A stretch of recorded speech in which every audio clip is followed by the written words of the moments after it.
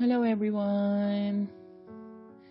Yes, ito na naman po ang inyong tiyahin na magbibigay ng hugot sa buhay.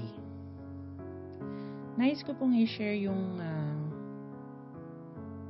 video na to na kung mapapansin niyo po, pinamagatan ko siya na envy or inggit.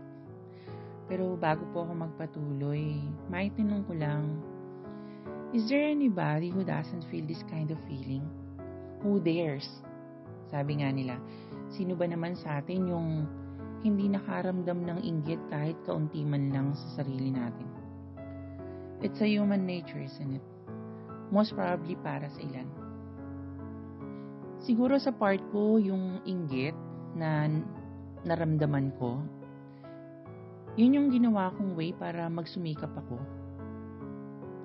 Para makamit ko rin kung ano yung bagay na kinainggitan ko. Ang dami kasing klase ng inggit na umiiral sa bawat isa sa atin.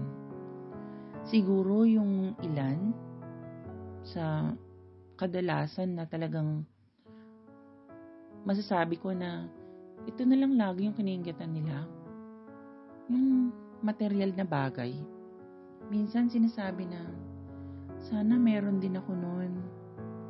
Or minsan yung mga inggit na naghahanap ka ng atensyon na kagaya na nakikita mo sa ibang tao o sa ibang pamilya.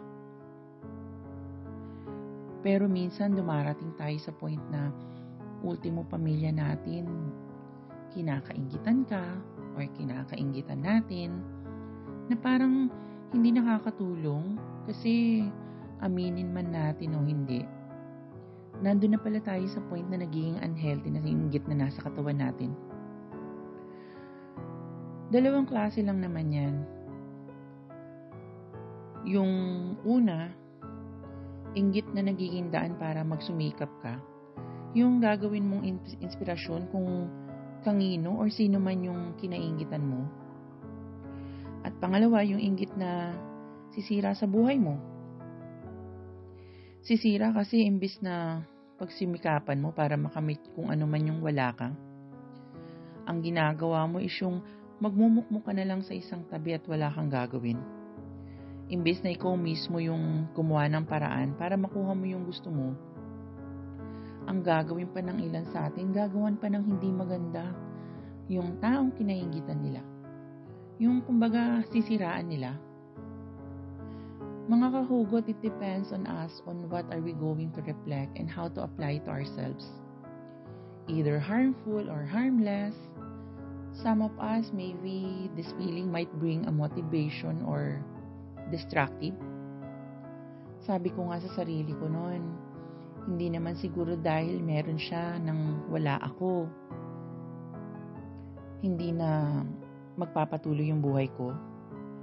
At hindi naman siguro dahil mas nakakatanggap siya ng higit sa natatanggap ko, magiging way na rin yun para maging negative yung pananaw ko sa buhay. Ang dami ko nakakasalamuhang tao sa araw-araw.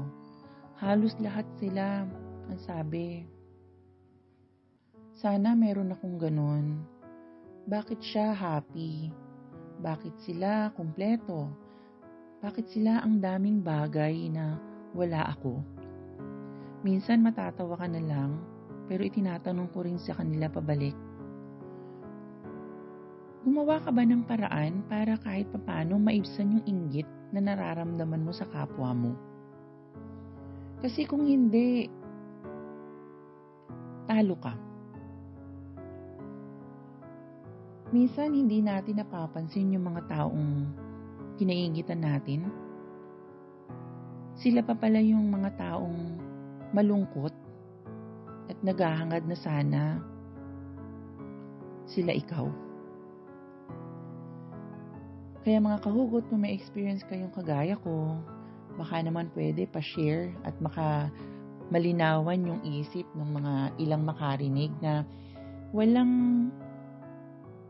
gandang idinudulot yung inggit sa katawan. Na lalasunin lang nito yung kanilang isipan.